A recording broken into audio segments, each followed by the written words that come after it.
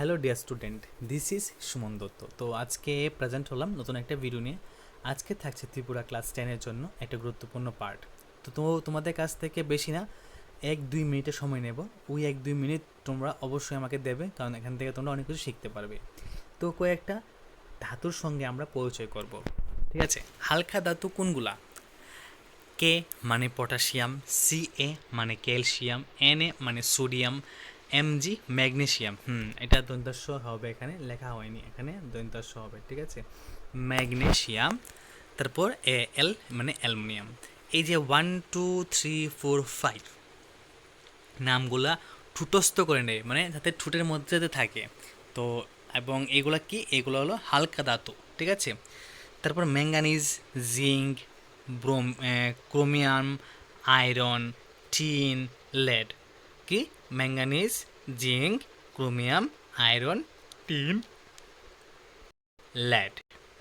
এগুলা কি? ভারী ধাতু, ঠিক আছে? তারপর কপার, মার্কারি, সিলভার, গোল্ড। এগুলা কি? একটা বর ধাতু, ঠিক আছে? কি ধাতু? বর ধাতু। ওকে, তো এখানে আমরা কি কি পড়লাম? এখানে পড়লাম যে হালকা ধাতু, তারপর ভারী ধাতু, তারপর হলো বর ধাতু। তো এই অধ্যায় থেকে দেখো কিছু প্রশ্ন, মানে কিছু বলতে এখানে 2-3টা কোশ্চেন। যদি অম্লরাজে গাঢ় HCl এবং গাঢ় HNO3 এর অনুপাত কত? মানে এই যে অম্লরাজের মধ্যে HCl এবং গাঢ় HNO3 এর অনুপাত কত? 3:1। একটি তরল অধাতুর নাম লেখো। ব্রোমিন। কি? ব্রোমিন। সবচেয়ে নমনীয় ধাতু কোনটা? সোনা। গ্রিগনার্ড বিকারক প্রস্তুতিতে কোন ধাতু ব্যবহৃত হয়? ম্যাগনেসিয়াম মানে Mg। গ্রিগনার্ড বিকারক প্রস্তুতিতে কোন ধাতু ব্যবহৃত হয়? ম্যাগনেসিয়াম বা Mg। এই হলো 5টা প্রশ্ন, এবং তার মধ্যে প্রথম প্রশ্ন কি?